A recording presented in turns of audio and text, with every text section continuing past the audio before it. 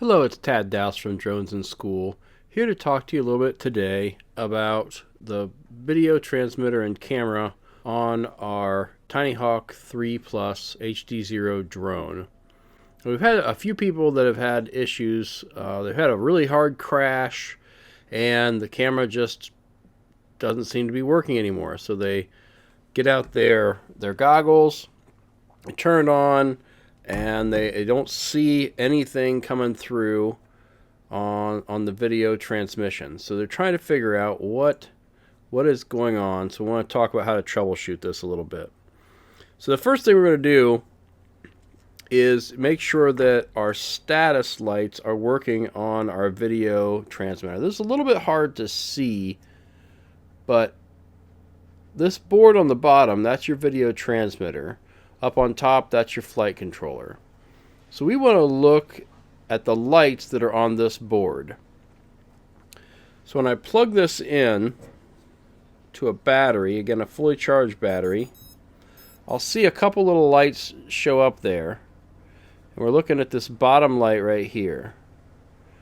Alright, and we'll see I have a red light, which means I have power, and then I have a blue light that is flashing. Alright, in this particular one, it has two flashes, and then it stops, and then two flashes. Alright, and if we look at the HDZero manual, we will find out that that means that this board is not detecting the camera. So what has probably happened is one of two things. Either one, the camera got disconnected, or two, the camera got hit so hard that it actually broke it. And in this case, that's probably what happened. So let's take a look, take this apart, and replace that camera. Pretty easy to do. The hardest part about replacing the camera is buying a new camera. Now, these cameras that come with this drone are typically tend to be out of stock, which is, I think, the Runcam Nano Lite. But that has, we have another option here. A couple modifications on our drone, but they now have the Runcam Nano V3 for HDZero. So we're going to go ahead and open that up. And in this box, we'll have our little foam insert. It's just about as easy to take the whole thing out. There's a little bag in the bottom with some screws, which are handy. And in here, we'll have a new camera with a new lens, little lens cap on it there. And we'll have the back cover for our camera. All right, and that's what we need to swap out. So let's go ahead and do that here on this drone. First thing we have to do is take apart and take this old camera off. So I'll go ahead and take the screws out on the side. You might have hex screws on the side, but most of you probably have Phillips head screws. So go ahead and take those out. Now I take this camera, just kind of carefully slide it out. There's a MIPI cable, MIPI cable here that connects the camera to our video transmitter. Now, I want to be careful with that because there are very fine wires in there. But this little housing in the canopy, that just comes off. It's just sitting there. It's not really connected. The screws are the only thing that hold it on. So now I have this camera and the MIPI cable, and I've got my new camera, and on here I can see where that MIPI cable attaches to the camera. So easy enough.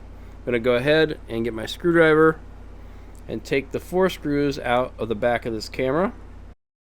There we go. Now the first thing I'm going to check before I go ahead and replace the camera is I'm going to make sure that this cable is attached properly. So I'm just going to pop that off and just snap it back on here to make sure that there's no issue with that connection. So I'm going to go ahead and test that. Turn on my goggles.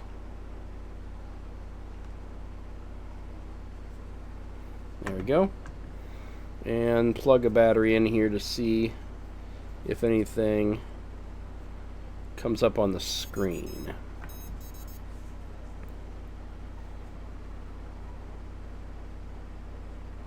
I still got my blue light flashing here, so I'm going to say probably not good. So I'm going to turn that off. Now, just to double check and make sure that the camera is the actual issue, I'm going to take my old camera, set it off to the side, take my new camera and put that on. Now this MIPI cable goes on so that it connects here and then the wire goes over top of the camera. So it only goes on one way, so make sure you check you have it on correctly.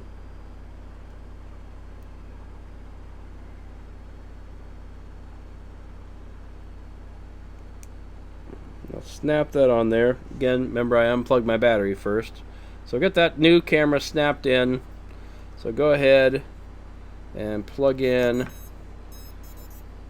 and see what I've got on my status lights. Now I've got a solid blue light, which means it found a camera.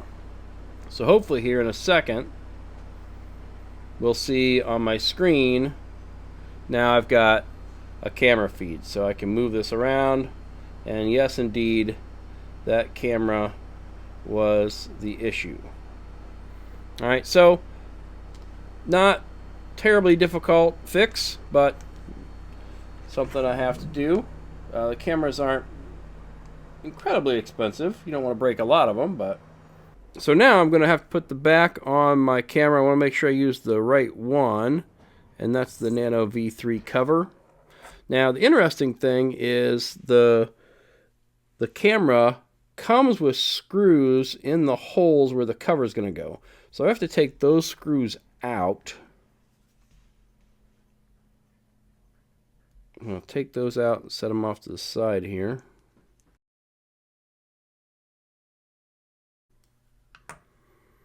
Now, in my little bag of parts, there are some long screws that came with this that are the correct ones. Alright, so I've got these 4 screws now. I'm going to go ahead and get those screws and put this new cover on. Now, I want to be a little bit careful. That MIPI cable, it's just kind of, these wires are there, and I want to be careful when I put this cover on. I want to kind of come up behind those wires. I don't want to pinch them or cut them. All right, so I want to be a little bit careful with that and make sure that none of the wires are stuck underneath that cover. So go ahead and put those on, and then I can put these screws in the holes.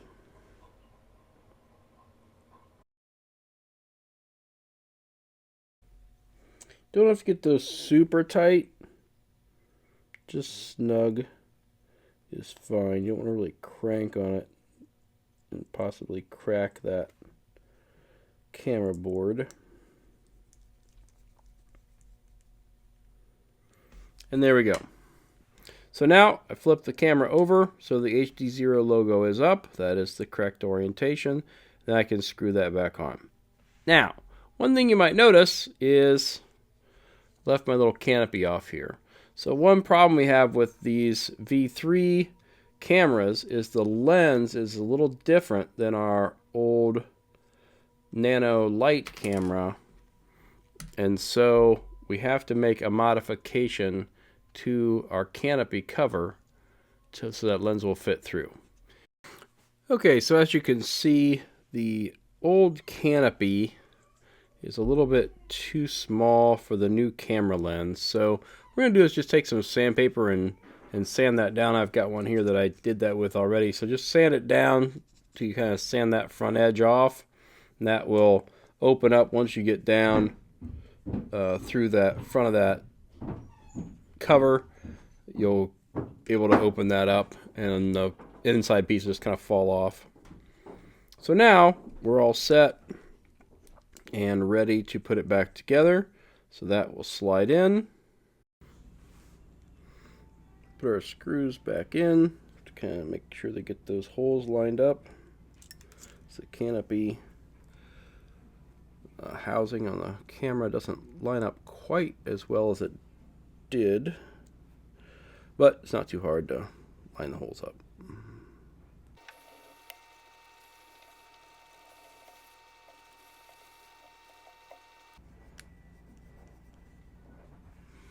Okay, you want to snug those just a little bit. These are the bane of your existence, right? These little screws always want to come loose. So you might want a little bit of Loctite or something on there.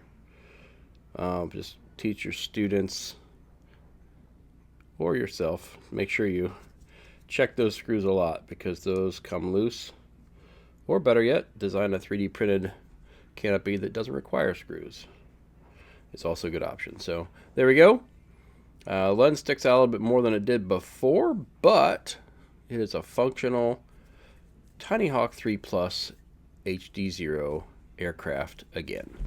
Hope that's helpful.